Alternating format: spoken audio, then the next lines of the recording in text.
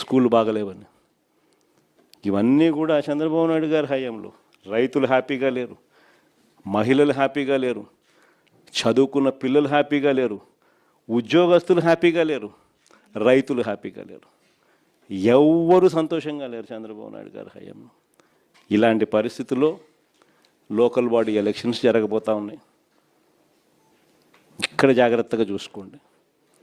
చంద్రబాబు నాయుడు గారు ఒక villain. Local body election సరిగ్గా జరగనీడు, పోలీసులను పెడతాడు, దౌర్జన్యం చేస్తాడు, బెదిరిస్తాడు, ప్రలోభాలు పెడతాడు, ఎన్నికలలో దుర్మార్గంగా గెలిచే ప్రయత్నం చేస్తాడు. ఎస్, చేస్తాడు. కానీ అందరూ గుర్తుపెట్టుకోండి, ప్రజలు మనకు సపోర్ట్గా ఉన్నారనేది మాత్రం ఖచ్చితంగా గుర్తుపెట్టుకోండి. ఎన్నికలు ఖచ్చితంగా జరిగించండి. అన్ని రకాలుగా మీకు పార్టీ సపోర్ట్గా ఉంటుంది. వేనన్న సపోర్ట్గా ఉంటాడు, జగనన్న సపోర్ట్గా ఉంటాడు, వైఎస్ఆర్ కాంగ్రెస్ పార్టీ సపోర్ట్గా ఉంటుంది.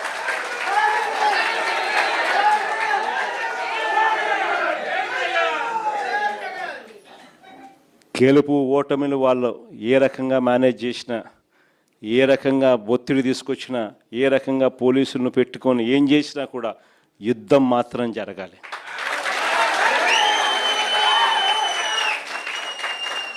ఒకవేళ వీళ్ళను పోలీసులను దుర్వినియోగం చేసి ఆ చిన్న చిన్న స్థానాల్లో సైతం గెలిచడం కోసం గాన వాళ్ళు దుర్మార్గాలు చేస్తే మాత్రం ఈ కసి రేపొద్దున జరగబోయే ఎన్నికల్లో చంద్రబాబు నాయుడు గారి పునాదులు కూడా కదిలే విధంగా కసి పెరుగుతుందని మాత్రం గుర్తుపెట్టుకుంది. కాబట్టి ఖచ్చితంగా గట్టిగా పోటీ ఎదుర్కొందాం. ఎన్ని ఇబ్బందులు పెట్టినా కూడా కళ్ళు మూసుకొని కళ్ళు తెరిచేసరికి ఇంకొక సంవత్సరంలో జగనన్న పాదయాత్ర స్టార్ట్ అవుతుంది, ఇంకొక సంవత్సరంలో ఎన్నికలు జరుగుతాయి అనేది మనల్ని నడిపించే విధంగా మనం ఎదురును ట్యూన్ చేసుకుందాం, గట్టిగా యుద్ధం చేద్దాం. చంద్రబాబు నాయుడు ప్రజలకు చేసింది ఏమీ లేదు. ప్రజలకు చేసింది చంద్రబాబు నాయుడు గారి పాలనలో ఈ వెన్నుపోటు పార్టీ ప్రజలకు చేసింది ఒకటి వెన్నుపోటు పొడవడం తప్ప ఇంక చేసింది ఏమీ లేదు. కాబట్టి ఖచ్చితంగా గెలుస్తాము. లాస్ట్ ఎలక్షన్స్లో మీరు తిరిగినారు. ప్రతి గ్రామంలోనూ కార్యకర్తలందరినీ కూడా మీరు గుర్తుపడతారు. ప్రతి గ్రామంలోనూ ఆ కార్యకర్తలకు అందరికీ తోడుగా ఉండే కార్యక్రమాలు దగ్గరుండి చేయమని చెప్పి కూడా నేనే వేనన్న కూడా చెప్పిన. వేనన్న మంచి లీడరు.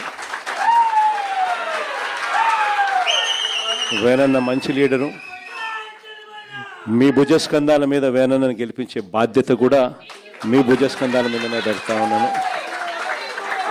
తోడుగా నిలవండి.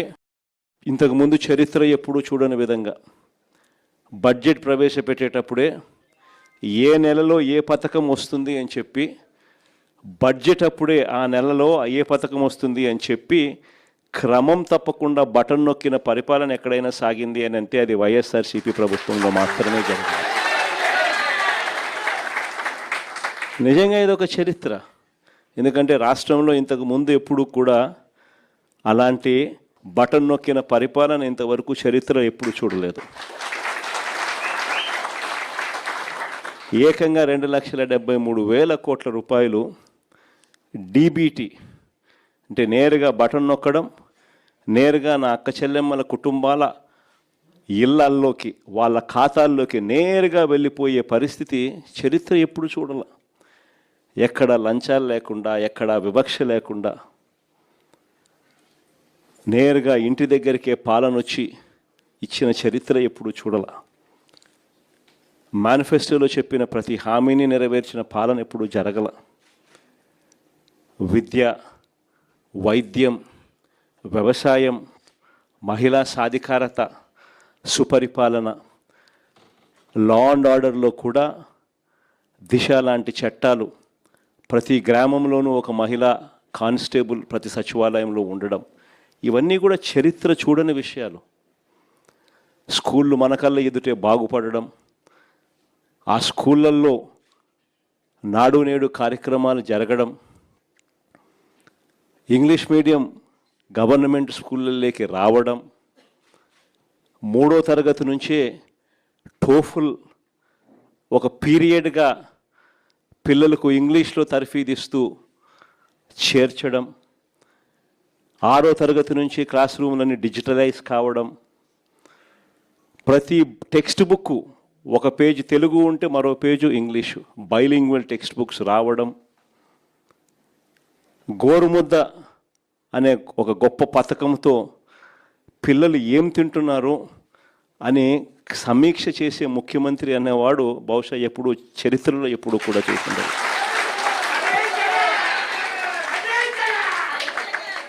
8వ తరగతికి వచ్చేసరికి పిల్లల చేతుల్లో ట్యాబులు చరిత్రలో ఎప్పుడు కూడా ఇంతకు ముందెవడు చూసిండరు. ఆ రకంగా విద్యారంగాన్ని విప్లవాత్మక దిశగా మార్పులు వేస్తూ ఇంగ్లీష్ మీడియం సిబిఎస్ఈఏ కాదు, ఏకంగా ఐబీ సిలబస్, ఐబీ వాళ్ళని తీసుకొని వచ్చి మన రాష్ట్ర ప్రభుత్వంతో పనిచేయిస్తూ ప్రతి సంవత్సరం ఒక క్లాస్ యాడ్ చేసేట్టుగా 2025 ఒకటి మొదటి class, 2026 second class, 2027 third class, ఇలా పెంచుకుంటూ 2035 ఐబీ సిలబస్ ఏకంగా మన రాష్ట్ర పిల్లలు 10th క్లాస్ ఎగ్జామ్ 2035లో రాసేట్టుగా అడుగులు పడ్డ పరిస్థితి కూడా ఇంతకు ముందు ఎప్పుడైనా జరిగింది అని అంటే అదొక వైఎస్ఆర్సీపీ ప్రభుత్వ హయాంలో. ఇవన్నీ ఎప్పుడు చరిత్రలో ఎప్పుడు చూడని మార్పులు. విద్యారంగం అయితేనేమి, వైద్య రంగం అయితేనేమి, ఆరోగ్యశ్రీ ప్రొసీజర్లను మనం రాకమునుపు 1000 ప్రొసీజర్లు కూడా సరిగ్గా లేవు. మనం వచ్చిన తర్వాత ఆరోగ్యశ్రీ పరిధిని 3300 ప్రొసీజర్లకు తీసుకొని పోయినాం. మనం వచ్చిన తర్వాత ఆరోగ్యశ్రీ లిమిట్ను 25 లక్షల దాకా పేదలకు ఉచిత వైద్యం అందించే విధంగా లిమిట్స్ని పెంచినాం. మనం వచ్చిన తర్వాత 17 మెడికల్ కాలేజీలు గవర్నమెంట్ రంగంలో కట్టడానికి వేగంగా అడుగులు పడ్డ పరిస్థితులు. మనం వచ్చిన తర్వాత నాడు నేడు కార్యక్రమంతో గవర్నమెంట్ హాస్పిటల్ రూపురేఖలు మారిన పరిస్థితులు కూడా మన హయాంలోనే. మనం వచ్చిన తర్వాతనే మొట్టమొదటిసారిగా గ్రామాలలో విలేజ్ క్లినిక్ అన్నది దర్శనమిచ్చింది కూడా మనం వచ్చిన తర్వాతనే. మనం వచ్చిన తర్వాతనే మొట్టమొదటిసారిగా పిహెచ్సిలలో ప్రతి మండలానికి 2 పిహెచ్సిలు పెట్టి, ఆ ప్రతి పిహెచ్సిలోనూ ఇద్దరిద్దరు డాక్టర్లను పెట్టి, ఆ ప్రతి పిహెచ్సికి ఒక 104 అంబులెన్స్ ఇచ్చి, ఆ ప్రతి డాక్టర్కు ఆ మండలాన్ని 4-5 గ్రామాలకు కేటాయించి, ఒక డాక్టర్ పిహెచ్సిలో కూర్చుంటే మరో డాక్టర్ ఆ పిహెచ్సిలో ఉన్న 104 వాహనం ఎక్కి తనకు కేటాయించిన ఆ గ్రామానికి మాత్రమే పోయేట్టుగా చేసి, మండలంలో ఉన్న 2 పిహెచ్సిలు, మండలంలో ఉన్న 4 పిహెచ్సిలో ఉన్న డాక్టర్లకు ప్రతి డాక్టర్కు 4 గ్రామాలు కేటాయించి ఫ్యామిలీ డాక్టర్ కాన్సెప్ట్ అనేది క్రియేట్ చేసి, ఒక డాక్టర్ పిహెచ్సిలో కూర్చుంటాడు, మరో డాక్టర్ 104 అంబులెన్స్ ఎక్కి ఆ గ్రామానికి పోతాడు. పోయి అక్కడ ఉన్న విలేజ్ క్లినిక్ను ఉపయోగించి ఫ్యామిలీ డాక్టర్ అన్న కాన్సెప్ట్తో ప్రతి డాక్టర్ను గ్రామాలకు పంపించిన చరిత్ర కూడా ఎప్పుడైనా జరిగింది అని అంటే అది ఒక వైఎస్ఆర్సీపీ హయాంలో. మొట్టమొదటిసారిగా గవర్నమెంట్ హాస్పిటళ్లలో మందులు దొరకని పరిస్థితి నుంచి WHO GMP ప్రమాణాలు గల మందులు మాత్రమే దొరికేట్టుగా చేసిన పరిస్థితి కూడా ఎప్పుడన్నా ఉంది అని అంటే అది వైఎస్ఆర్సీపీ హయాంలో. చరిత్ర చూడని విషయాలు ఇవన్నీ. ఒక ఫ్యామిలీ డాక్టర్ కానీ, విలేజ్ క్లినిక్లు కానీ, ఆరోగ్య సురక్ష కానీ, ఆరోగ్యశ్రీ లిమిట్స్ పెంచడం కానీ, ఇవన్నీ చరిత్రలో ఎప్పుడు జరగని విషయాలు. మొట్టమొదటిసారిగా గ్రామాలలోనే ఆర్బీకే, గ్రామాలలోనే సచివాలయాలు, ఆ ఆర్బీకే పరిధిలో ప్రతి ఎకరా, ఆ గ్రామంలో ఉన్న ప్రతి ఎకరా ఈ క్రాప్, ఆ గ్రామంలోనే ఆ ఆర్బీకేలోనే అగ్రికల్చరల్ గ్రాడ్యుయేట్, అగ్రికల్చర్ అసిస్టెంట్గా రైతును చేయి పట్టుకుని నడిపించేందుకు ఆ ఆర్బీకేలో కూర్చోవడం, ఆ గ్రామంలో వేసిన ప్రతి పంటలకు ఒక ఆర్బీకేలో బోర్డు పెట్టి గిట్టుబాటు ధరలు ఇవి అని చెప్పి ఆ బోర్డు మీద మినిమం గిట్టుబాటు ధరలు అని చెప్పి బోర్డు పెట్టి రాయించడం. ఎక్కడైనా గిట్టుబాటు ధర రాకపోతే ఆ గ్రామంలో వెంటనే ఆర్బీకే అసిస్టెంటు సీఎం యాప్ ద్వారా, అంటే continuous monitoring of agricultural price and procurement, CM యాప్ను యాక్టివేట్ చేస్తే joint joint managing director of Markfed. వెంటనే ఇన్వాల్వ్ అయ్యేవాడు జాయింట్ కలెక్టర్ ఆ హోదాలో. ఆ ఆర్బీకే పరిధిలో ఏ రైతుకైతే గిట్టుబాటు ధర రావడం లేదో, ఏ పంటకైతే గిట్టుబాటు ధర రావడం లేదో వెంటనే జాయింట్ కలెక్టర్ అక్కడ ఇన్వాల్వ్ అయ్యి ఆ గ్రామంలో కొనుగోలు చేసి మార్కెట్లో పోటీతనం పెంచేవాడు. ఏకంగా మార్కెట్ ఇంటర్వెన్షన్ ఫండ్ కింద మన 5 సంవత్సరాలలో 7,800 కోట్లు ఖర్చు చేసి ప్రతి రైతుకు మొక్కన చిరునవ్వును చూస్తూ గిట్టుబాటు ధరలు కల్పించిన ప్రభుత్వం మన ప్రభుత్వం. మాట ఇస్తే మడిమ తిప్పని మన పరిపాలన గురించి చర్చ జరుగుతా ఉంది.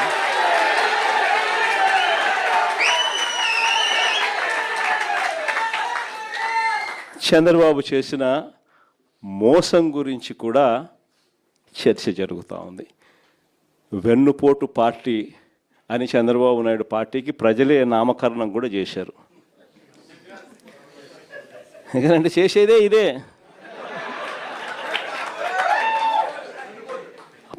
ఎన్టీ రామారావు అయినా సరే, ప్రజలైనా సరే చేసేదే ఇదే. కాబట్టి ప్రజలే నామకరణం కూడా చేశారు. రాజమండ్రి రూరల్ నియోజకవర్గం నుంచి వచ్చిన వైఎస్ఆర్ సిపికి సంబంధించిన ముఖ్యమైన నాయకులు, పార్టీ విభాగాల్లోని వివిధ హోదాల్లో పనిచేస్తూ ఉన్న అందరికీ కూడా, నాయకులకు, కార్యకర్తలకు, స్నేహితులకు అందరికీ కూడా హృదయపూర్వకంగా వెల్కమ్ చెప్తా ఉన్నాను. మీ అందరికీ కూడా కనిపిస్తూ ఉన్న విషయమే, ఎన్నికలు జరిగి చూస్తూ ఉండగానే 3వ సంవత్సరంలోకి కూడా ఎంటర్ అయిపోయినాం. ఇక కళ్ళు మూసుకొని కళ్ళు తెరిచేసరికి ఇంకొక సంవత్సరం దాటితే ఆ తర్వాత ఎలాగో నా పాదయాత్ర కూడా స్టార్ట్ అయిపోతుంది.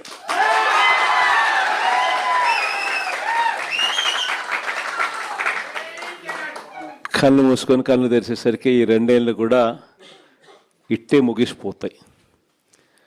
చూస్తా 3వ ఏడాది కూడా వేగంగా గడిచిపోతూ ఉన్న పరిస్థితులు కూడా చూస్తూ ఉన్నాం. ఈ క్రమంలో ప్రతి ఇంట్లో కూడా ఇప్పటికే చర్చ మొదలైంది.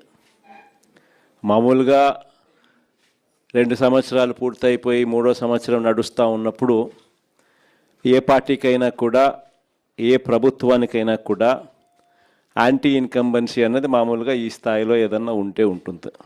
బాగా చేస్తే అసలు మామూలుగా అయితే మనలాంటి పాలన చేస్తే అసలు ఉండకూడదు. కానీ చంద్రబాబు నాయుడు గారు లాంటి పాలన చూసినప్పుడు మాత్రం మామూలుగా అయితే ఈ స్థాయిలో ఎక్కడన్నా ఉండేదాన్ని ఈ స్థాయిలో ఇప్పటికే కనిపిస్తూ ఉంది. ప్రభుత్వం మీద వ్యతిరేకత ప్రతి ఇంట్లో కూడా ఈరోజు చర్చ జరుగుతూ ఉంది. 5 సంవత్సరాల మన పాలనను ఈరోజు కంపేర్ చేస్తూ ఉన్నారు. చంద్రబాబు నాయుడు గారి ఈ 3 సంవత్సరాల ఈ పరిపాలనకు సంబంధించిన పరిపాలనతో మన పాలనకు, చంద్రబాబు నాయుడు గారి పాలనకు మధ్య తేడా చూస్తూ ఉన్నారు.